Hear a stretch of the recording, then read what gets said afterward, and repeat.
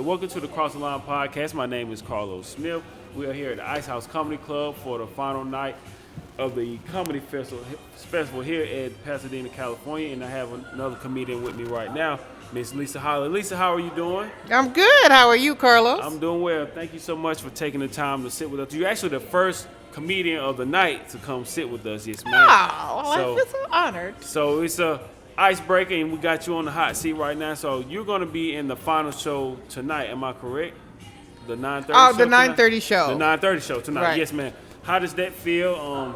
Being in the prime time spot. Right. as a comedian. It's always good to be appreciated, no matter what time. But this is a great venue to perform in, and the crowds are fantastic. Absolutely. When you come in and you see those comedians that are Posted on the wall, yeah. like so many legendary comedians that have done so much and made so many people laugh, like what does that do to you? Like what does that mean to you to see all those? It's encouraging. It's comedians? encouraging, and some of them are my friends, so I love that they're honored in that way and put on the walls Absolutely. of a great club. I yeah. love seeing it.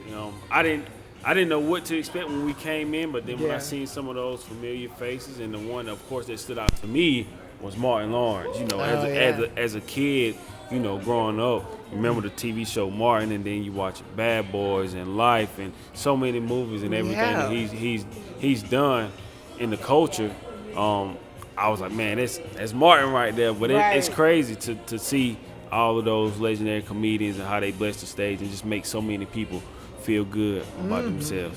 It is an honor because it's one of those things like medicine is laughter is medicine, Absolutely. and so it's some people's days are changed for the better after coming to a show. So it's, Absolutely. Because I look at comedy as somewhat as like an escape, or even if it's like whatever your craft is, it's like it's an escape for some people to get away from life for just a Right. brief time, just Yeah, to get a escape. laugh, or even when they do it with sports, just to get away from everything Right. they have going on, just to go enjoy themselves for that, at least for that moment, before Right. they get back to the real world. And Exactly. comedy just makes so many people feel good. And Right. what I also like about it is when comedians tell these jokes, they almost relate to you as well, because they let you know that they're human and they Right. go through those similar things as well Yes. in their own life. yes, and then, it's always good to shine a new light on something, whether in whatever way you want to represent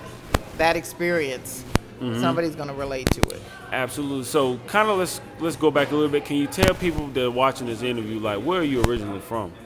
I was born in New York, and I lived in Philly, and then moved out here.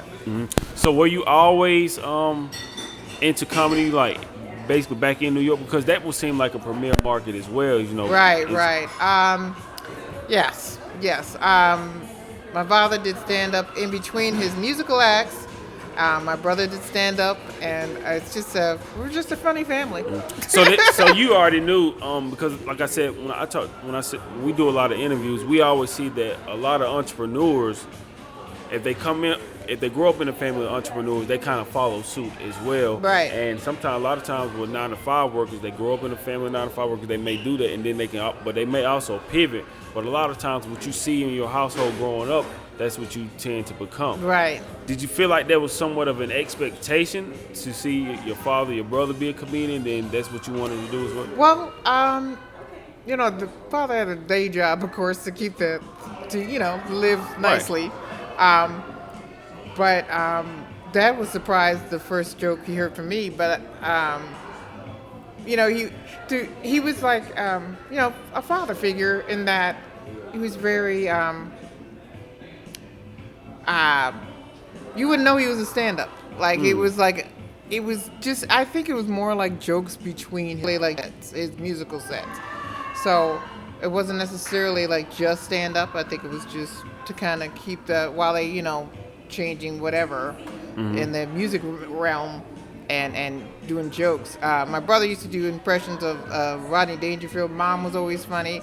So it was just second nature. I don't think there was an expectation to. It was just innate. It was just part of the fabric of our household. Right. So it wasn't a pressure, I don't think. But yeah, everybody was supportive. Yeah. How would you describe the comedy scene in New York overall, as compared to what it is out here in LA? Well, I'm biased, I think. So I love the opportunities that are in New York, and the concentration and the respect that a lot of comics give to the art of comedy. So in New York, it just seems faster paced than LA, but there's Really? plenty of LA comics that are just as funny. So. Outside of your family, who would you say was the comedian that you watched on TV? Or I know some comedians said they may have just listened to records. I mean, the comedian we interviewed earlier, Bilal, he said he would listen, his aunts would listen to like an Eddie Murphy record or something that they would Right. play. Who was one of those comedians outside of your family that you tended to gravitate toward? You know, there's always the Richard Pryor, the Carlin, George Carlin. And We've heard that George Carlin before. We heard that yesterday. It's a standard. Yeah, as long as they're creative and it's showing their honest, their organic selves, then you know it just takes off from there. Usually. Was it growing up? Was it anything else outside of comedy that you gravitated towards that kind of sparked your I interest? started college as a pre-med major, so it was a complete 180. So yeah, I was going to be a doctor, and then I switched to journalism, and so it was definitely a change. When I realized it's a lot quicker to get to the end goal of college, making people laugh, and making people feel better. Right. You can do that with medicine and so on, but Do you Right. remember what your very first open mic time was like on being on stage? oh, it was horrible. And everybody says the same thing. So horrible. Yeah. So it was in Philly, and yeah. So my friends from high school came, and one who was always competitive heckled me the whole time. So and she said that she was helping, but that doesn't help. Especially because I was so nervous, like I had to put the mic stand in the mic. I mean the mic in the mic In the stand. mic, Yeah. But it called me too hard to, I would write jokes, and until today, if I think of something, I'll text it to myself, I'll email myself, I'll write it down, I'll videotape, whatever it takes to keep that joke, to remember the joke. But it's just part of my nature. I can't even stop it if I wanted to. Absolutely. I say the same thing about being in the media, and Yeah. when I didn't get that chance out of high school, I sat in the backyard of my dad's storage building and I recorded myself for the first time, and I didn't like the way I sounded. I didn't know how to edit my audio or anything, but I kept on recording and I kept talking, and even to this day, that very first piece of audio that I ever did talking about sports, I still have it online right now because I wanted to go back and hear myself and just see how far I came from sitting in my dad's backyard to where I am now. I had no cameras. The only thing I had was a laptop, and I just recorded myself. Didn't know what I was doing. Right. And I didn't even like the way I sounded, but I just kept it. I said, you know what? I'm going to keep it just so I can remember that point in time where I Yeah. was up until now, so you can just continue to just hear that growth. And I'm glad you kept going. Absolutely. Yeah. And it hurt because it was just like I didn't know where I was going, but I just Right. had faith and I trusted God. It's like, all right, we going to figure this thing out, God. I know you got my back. You going to Right. show me where to go. And ever since then, it just kept on going. Like you said, it was just like a calling that just keeps pulling on you. Right. And just understanding that it's just something just so much greater than yourself. Right. and how you're gonna be able to inspire other people. So it just kept on tugging at me to just keep on going. It's 'cause, like, it's not just about me; it's about other people, and just showing them, like, if you just have faith in God and trust the process, Right. it's gonna get you to where you want to go. Right. Right. Yes, ma'am. So for tonight, have you had a chance to meet any of the other comedians that's gonna be on the show? Not yet. Yeah. Not yet? Yeah, because we just walked in, so. What do you look forward to the most outside of your performance and your friends' performance? What do you look forward to, for tonight? Meeting new people, new comics, making people laugh. Absolutely. Yeah. Do you know where you are in the lineup, first, middle of the pack, or? No. Do you still get nerves when it comes to doing stand-up? I think it's always a part of it. I think that it's a good energy because just because you have to get to you hope to get to a place of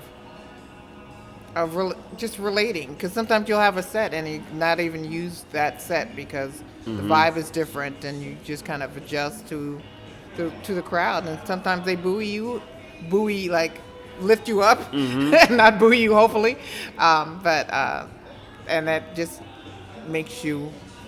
Speaking of relatability, how important is it to relate to the audience, even if they don't look like you? How important is it just to have something that kind of relates to them so they can feel that? I think it could help. I mean, there's so many comics that don't necessarily do that, but I think it helps. I think it helps to like draw them in.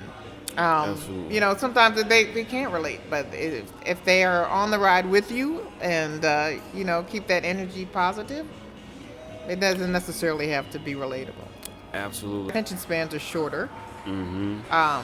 But I think as a rule,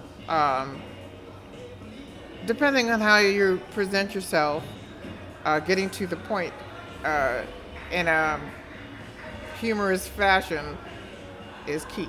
I mean, some people are, long storytellers. Some people are one-liners. It just depends on what your style.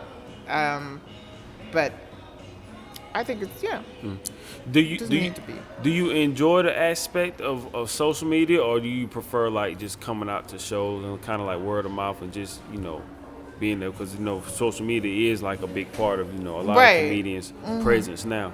Yeah, I think it's part of the business, so you can't ignore it. And it's harder. It can be harder for some people to adapt, but it's just a part of the journey. Like I don't think you can. They're disconnected.